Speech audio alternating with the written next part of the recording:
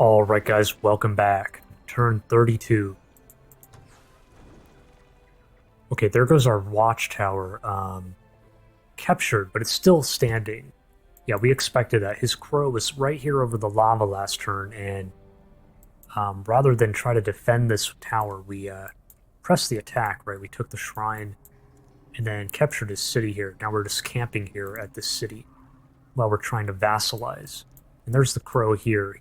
So he captured here. Does that make sense? Is it that crow? 1, 2, 1, 2, 3, 4, 5, 6, 7, 8, 9, 10. Yeah. Yeah. 30 move points at 3 movement per hex. Okay, now here, we spotted his defenders. They were here 2 turns ago, and then they had moved here last turn. They captured and then moved here. I guess he was in all likelihood, he probably... I was actually more afraid than... well, he was more afraid than I was, right? I was pretty afraid, because we don't know what the heck he might have back in here, not to mention the fact that his leader has respawned quite some time ago. But he ended up moving off because I think, and maybe it was a wise choice, right? He must have assumed that with the regrowth buff, you know, we have regrowth now from that shrine, maybe it would have just been too much, and he didn't have the defenders to hold this. But he was here, and now he's gone. Maybe he went up this way. We do have some units here that we brought up from Suro, and there's those bandits again. They're still ignoring us, which is to our advantage. But now they're kind of like chasing us. How do we want to do this? The Dwarf Comet is still active. Domain invasion at Suro, that's the Scoundrels. Domain invasion at Null. So there's a domain invasion here. No, that makes perfect sense, doesn't it? If you remember, we spotted a crow right here out of vision range last turn. So that's telling me he came down in here. But did he go... He may have not gone this way. Actually, he may have even disbanded. 1, 2, 3, 4, 5, 6, 7... I mean, he could be standing here. It is possible, right? Might want to check that. But, 1, 2, 3, 4, 5... He probably came up like this. Actually, he could have even just left. Yeah, I'm stupid, right? He starts here. 1, 2, 3... So he can see out to here. With just 3 movement. 1, 2, 3. He kind of just moved back this way. That is that invasion. Okay. Raant. Domain invasion at Raant. I'm ranting as we go through these. Oh wait, that's okay, that's this, right? I thought he might have had something else. I'm like, it's interesting how there's a domain invasion here. But that is that crow. Okay, all that makes sense. Oh, our Tigran race governance has gone up. Okay. None of this applies to us at the moment. We have none of these types of units, and we're not producing settlers, so just clear that. Okay, here's our new hero offer. Remember, we were offered a Tigran Necromancer back in here last turn, and I decided that's probably not the right choice for our Dreadnought Empire. Now we have a Dwarf Sorcerer, Bursum the Invoker. Taunt, so he can taunt people. Elemental are not affected, so it's not going to be working on the Shadow Stalkers, but I mean, that's not such a bad thing. The Shock Bolts, you know, the Shadow Stalker weakness is essentially you know, any type of magic damage that is not Blight or Frost. They also have a physical resistance, right? 60% at least. I might be wrong on that. Resistance to physical damage. So the shock bolts are actually going to be quite nice against them in the late game, as the game goes later. But does a sorcerer really make sense? You know, we are going to be getting the machines out here pretty soon.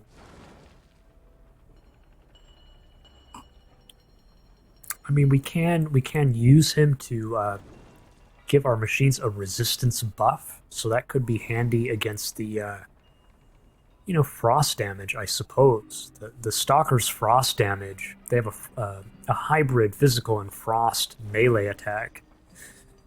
That frost damage will be hitting through on our machines, but, you know, we do have this Shield of Dispassion, Empire-wide buff. That does give us a resistance buff. That's coming in soon. Not sure, but we'll come back to that. It is a bit of a tough choice. It is nice that he's right here, though. We do need to start thinking about coming up here and bolstering our defenses. We don't know if he might come back with an army at some point. And we have 3 turns to wait. 3 turns to wait for a, the city to be handed off to the new government, and then they provide a vassal army, a very large vassal army, because we are a city. We are a city. Okay, the Builder's Hall that's coming through. Here we put our gold on a settler, right? The idea here is we're trying to make use of this dwarf comet, right? Where our production in our cities has been boosted substantially, so rather than like the musketeers only cost 90. Or am I right? Yeah, 90. So, and we have 128.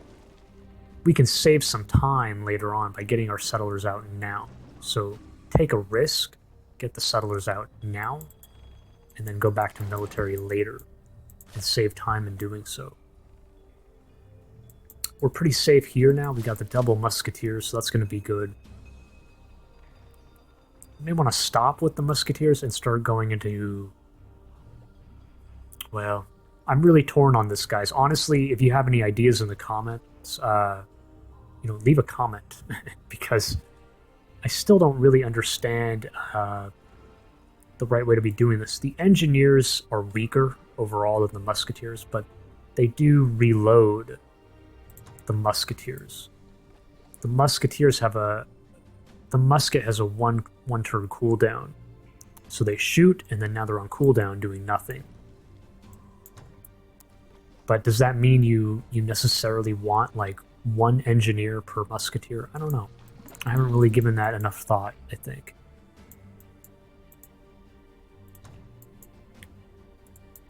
Where do we want to start here? I mean, this should actually be a pretty short turn. We're just kind of like... Maybe we start by bringing these guys up.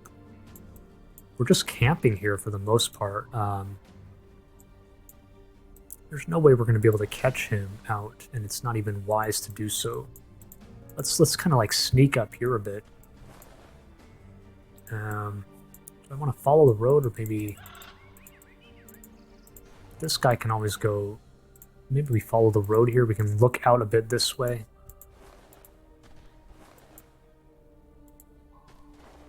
Oh, wow. Hey, could this be that dragon dwelling we were talking about? Remember, if you can go back, a few turns, and basically we were talking about how, maybe 5 to 10 turns ago, he had several fire wyverns, 3 to 4 fire wyverns. And you have to ask yourself, where did he get those fire wyverns, right? They're not from these. The fire spec, the only kind of unit you can get from here is the Hellhound. And, at most, a quest from dragons might give you, what do you call it? 1 or 2 wyverns, but he had 3 to 4. That tells me he's probably producing them somewhere, but he has no contact with this dwelling on the surface, right? There are dragons up here on the surface, but he hasn't made contact with them. So we were basically theorizing that there must be another dragon dwelling here in the underground, and I'm actually really surprised that it's here. I thought it might have been back over here. It's a lot closer than I expected. Wow, I mean, we have to, go back in here, but the problem is these wetlands are going to be slowing us down. Slowing us down a lot. That's 6 per hex. Yeah. So he will see us here. Man, how do we want to deal with that?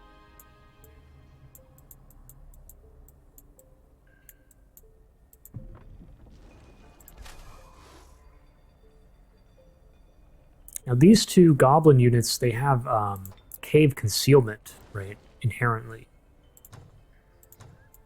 But it is kind of, it's just too much to be sending them away when we need to be covering this city. You know, we don't know what he has back in here. In fact, it could even be a death trap to sit here. We need to find out what is back in here. If he might be sending something up. Now, if I move here, we will apply a minus 200 happiness penalty to the dwelling. I'm assuming it is that dragon dwelling, right? He owns it, so it's not a vassal. He's probably producing fire wyverns here. Sit right here and apply a penalty, but we could just get taken out. Maybe that's unwise. Yeah, maybe that's unwise. Don't do that. Let's keep walking up here. Maybe he retreated back into here.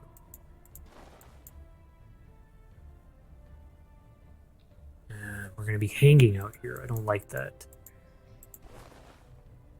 Let's take a peek in here while we're over here, right? Okay, the double boars with the ogre and spider. Just in case, it's always good to peek in these things. You know, you could also peek in here. I didn't, but nice to peek because you never know when you're going to come back over here, and having that information, like, it might put you a little bit at ease, right? Depending on just knowing the strength and exactly what you might be dealing with. You can squeeze these treasure sites in if you need, like, to kill time or something.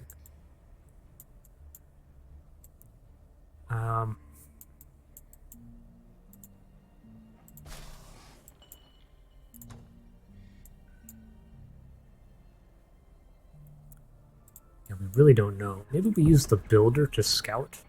Like, we were even talking about bringing the builder up here and, like, dropping constructing a watchtower, right? The watchtower has a 7 hex vision radius, so that's 1, 2, 3, 4, 5, 6, 7. We can see all the way out to here. We can see this entire road and out to right here. Gives us a little bit of advanced warning, and we're also, like, nestled behind this rock wall, right? So it provides some cover. Yeah, maybe we do that. Hey, you know, we have this drone here. Maybe we should do that first. Yeah.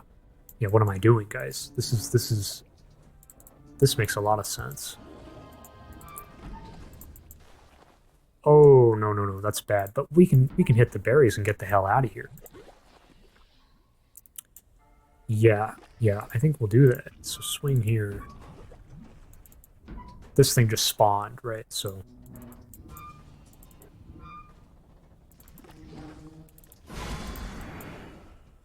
okay, what the hell do I do here? You know, we gotta watch out here because depending on where he went, he was starting here. So that's 1, 2, 3, 4, 5, 6, 7, 8, 9. He could have gotten here at max, right?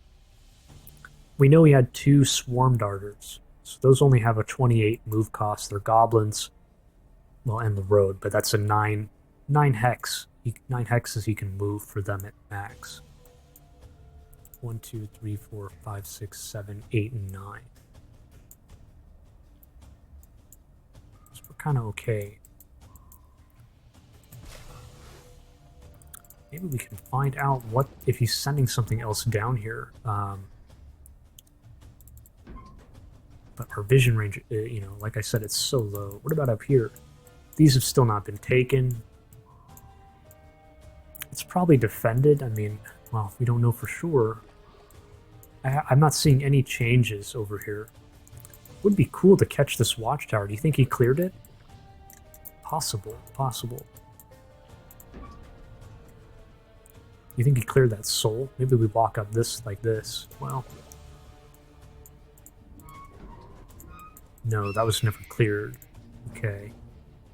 You know, the problem with going like this is we're leaving ourselves out in the open. If we hide over the lava, there's a better chance for us. But at the same time, it's nice to, like, you know, what if we get some important information here by walking this way? What if we catch him moving some stuff down? can always pop up on the surface and hide up there, right? 1, 2, 3, 4, 5. It's 15. We can only move one additional hex on the surface. We could, actually, no, we could hide in the mountains here. I mean, he is a dwarf, but that could be a good idea, actually. Let's try that. Is there anything to worry about up here? We have no idea, right? That might be a great place to hide, actually.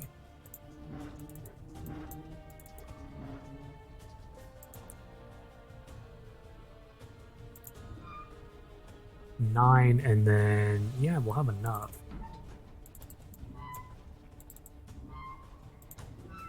Okay, here we are on the surface, and then we just pop over here on this mountaintop.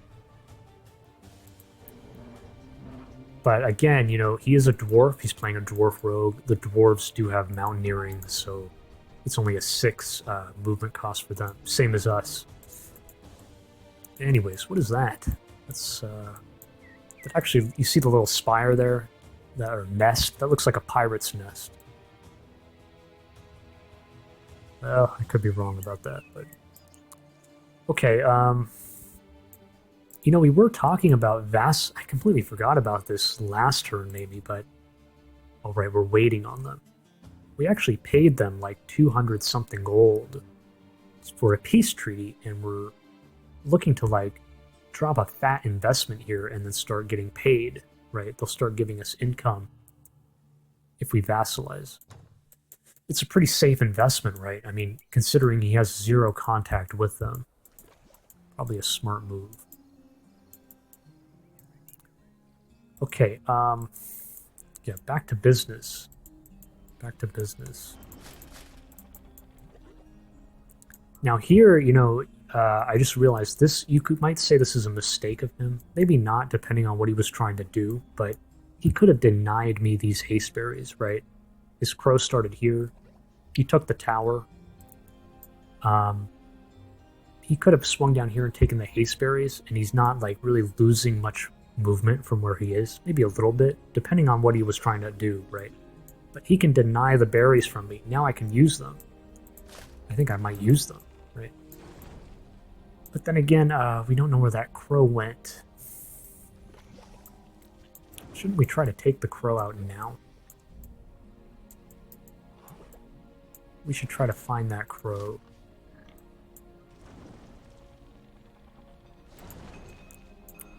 We also need to get this thing back in our control, but maybe that's not a priority, right? Maybe we need to be sending our hero. Maybe we hire this guy right now and send him up here. Do you think we wait an additional turn, right? Take a chance. I mean, we know he has a crow back in here. Take the chance, leave the berries up. Hire hero now, bring hero, let him sit here, and then we move everyone onto the berries next turn. Then they come flying down here, and we can bolster our defenses, you know? Maybe that's the idea. Forget about the crow. Just let the crow mess around over here.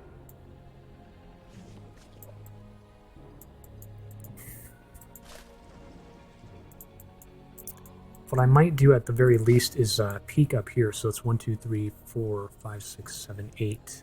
That's fine. We can move up like this. We can take a peek and also look on the surface here.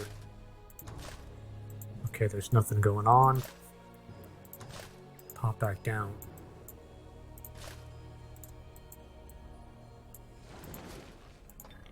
Sorcerer. I mean, it's kind of like we don't have much choice if we want to get him up here as soon as possible. You know, I'm jumping all over the place. Maybe we need to, like, we need to figure this out first. We need to see what we're actually dealing with here. Maybe we kind of sacrifice the cheetah. Send the cheetah up here. You know, what if he's sitting here? Like, what if we catch something out before we move the damn builder up? Honestly, the builder is more expendable than anyone, though, isn't he? Look how far he can get. 36. You know, because we do have the Rugged Pioneers upgrade. from expander specialization. Yeah.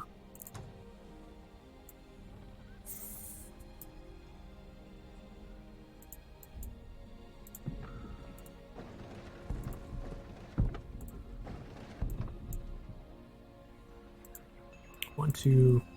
I mean, if we drop a, where do we want to drop the tower? Here, here. Here is 1, 2, 3, 4, 5, 6, 7. It's actually not as good, right? Putting it right here is better. We can get this vision of this entire road right here. But we can. The thing is, once we construct that tower, we're just sitting here anyway. So we have points to kill, I think. 1, 2, 3, 4, 5, 6, 7. 1, 2, 3, 4, 5, 6, 7, 8, 9. We can do that. 1, 2, 3, 4, 5, 6, 7, 8, 9. We can come out to here, this crossroads.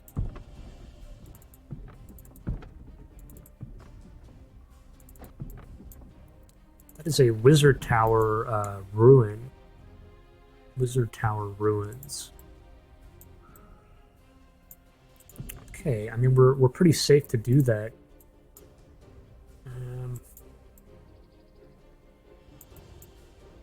Just do it, I think. Well, what about this? What about we send? No, it's too much movement, right? 1, 2, 3, 4, 5, 6, 7, 8, 9. We're stuck here. But he is invisible. But really, we need to, imagine if we spot something here, like a force. We need everyone we can get our hands on to defend.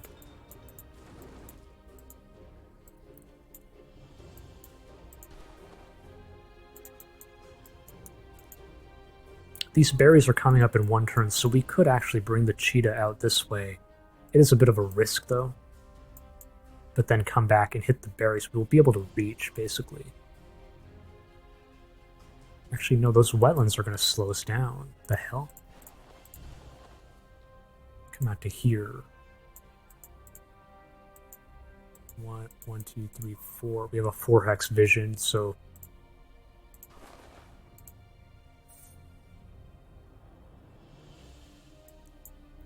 One, 2, 3, 4, 5.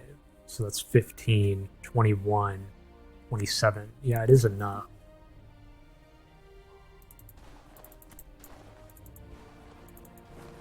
Oh, there he is. Look at that. We found him. So he pulled in this way. That's kind of... Wow. I mean, can we actually... No, we can't reach. Well, we might have been able to with our builder. Building a road, but these guys wouldn't have been able to, no matter what. In that case, we need to watch out, right? Like, the Wyvern has a night vision, and it's a flying unit. I'm not sure how this works. Does it see a 5-hex radius or more? 1, 2, 3, 4, 5. It might even see 7. Is that possible? Holy shit. That's kind of wild. Let's do this Watchtower idea.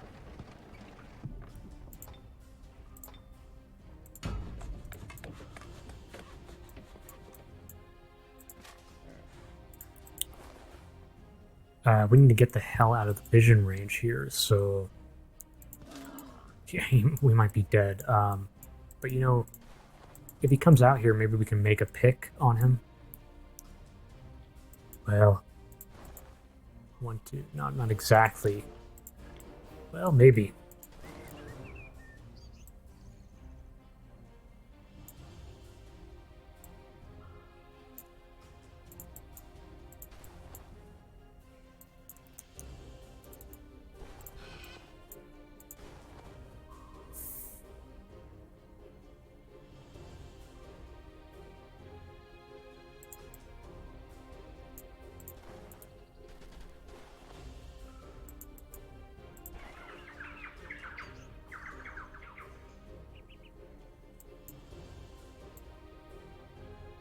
I'm not sure with that.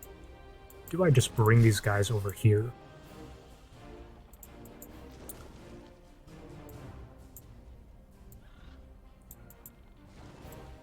Yeah, maybe. I mean, it's always nice to like hide on the far side of your city because then you're just extending the attack range out for your opponent. You know, it's a small thing. Like if I'm standing here, he can actually attack more easily. But I think in this case, maybe we do it. So we'll sit right. Actually, do we even want to sit up here? Maybe not up here, but right here. Yeah, yeah. What about this cheetah? Do we, I think that might be a mistake. But then again, yeah, that's kind of a mistake. Just let it hang, that one cheetah.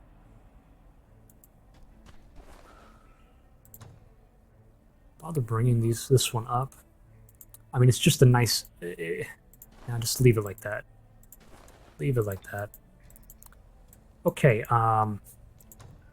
the Resurrect Hero research is almost done. That's coming through. That's fine. This is on its way. That's fine. That's fine. And then, right, now we got to decide on this hero idea.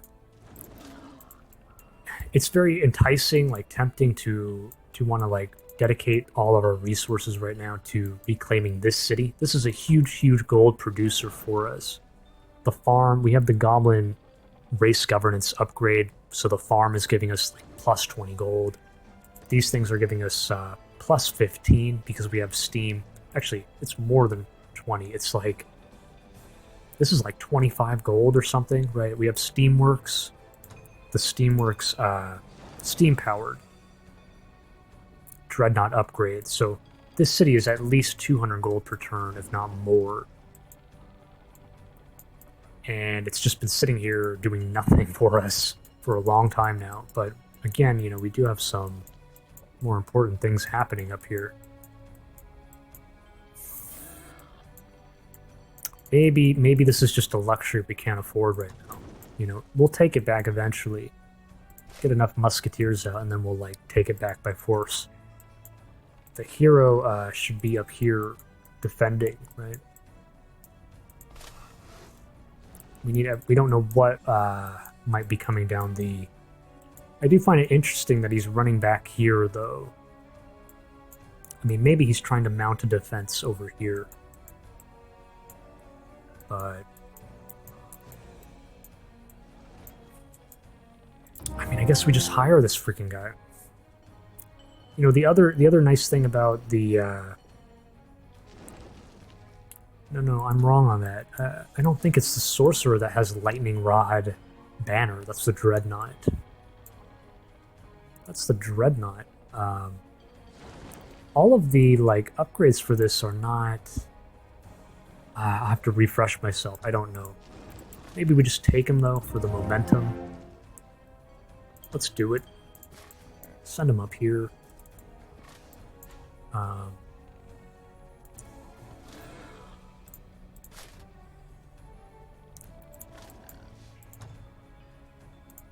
Chance it with the berries. Maybe we can get everyone... Well, at the same time, these muskets can get over there right now. 3 turns remaining. So if we get the muskets hitting the berries now, that's... They'll end turn, like, right here.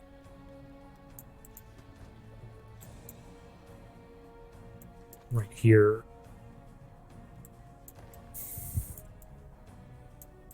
Three turns remaining, so that's... Next will be here, and then that's 2 turns remaining. Maybe we just wait. Is that stupid?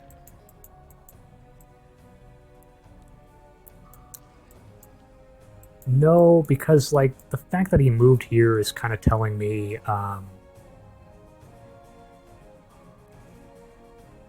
it's making me feel a bit safe.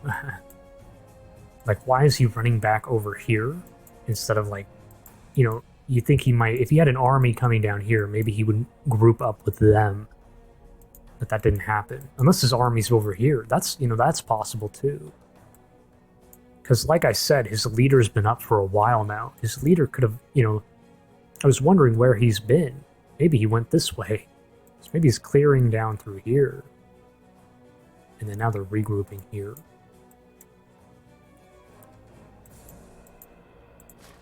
Regardless, how long are you taking to move here? 2 turns.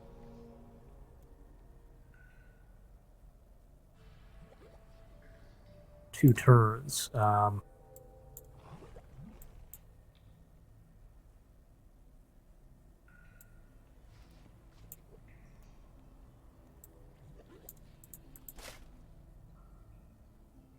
Isn't that pointless then? I'm kind of bad with math, guys. Sorry. Maybe this isn't the right game for me. But 2 turns, it's saying. So like he doesn't need the berries, right? 1 and then he'll be out here. 6 and then 1, 2, no 5 and then 1, 2, 3, 4, 5, 6, 7, 8, and 9. 10. That's 30, 35. He'll be all the way out to here. It's kind of stupid, I think. Maybe we do take the berries now. I mean, if he can already reach in 2 turns. 1. And then you 2. 1, 2. Yeah, I mean, the berries aren't going to help him. The berries are just excessive for him. So I'm actually doing it wrong. The problem with this... Actually, oh god, guys. No, the problem here is... I'm afraid to leave him alone. Well, maybe it's not a good fear. My fear is if he gets like a couple units in here, like say he has 2 crows, and then he attacks my lone hero, his leader can be casting fireballs, you know, or poison blades, you know, these combat spells, and then we might end up losing our hero. In that case, let's not do that. Let's hang back. Let's hang back and play it safe. That kind of wins it over for me in that sense.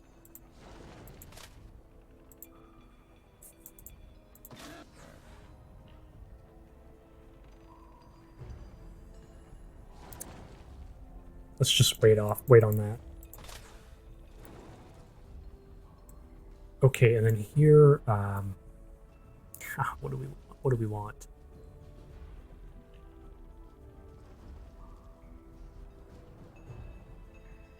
$136. Wow.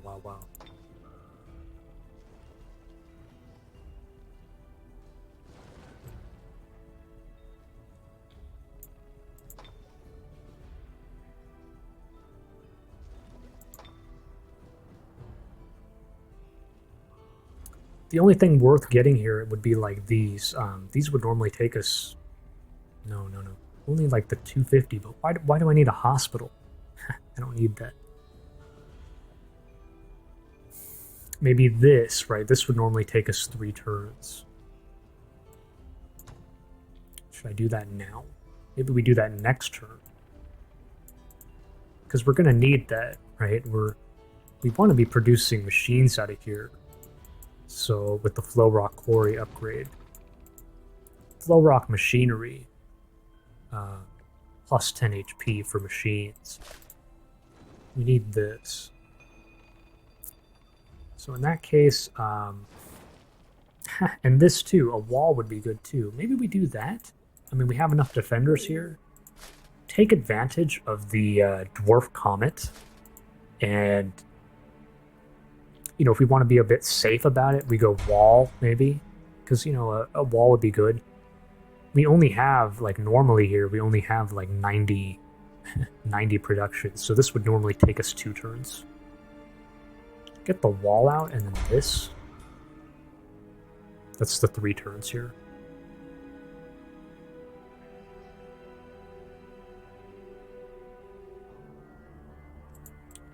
Then again, we need to take this thing back. Am I just overthinking it? Like, why do I need a wall? I don't need a wall. That's just stupid. We don't need a wall.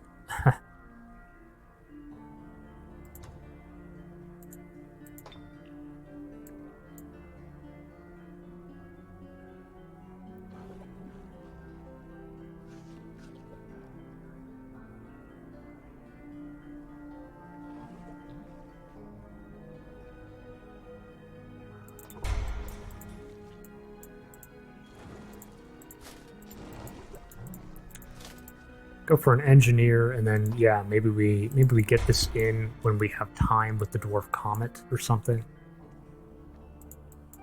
I don't know, guys. I'm kind of overthinking these berries. We could check if his crow is here.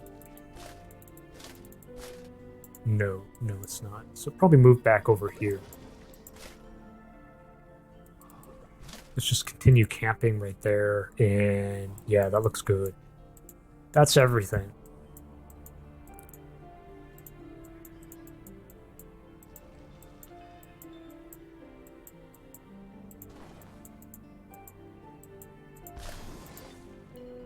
Anything worth upgrading here? Not really.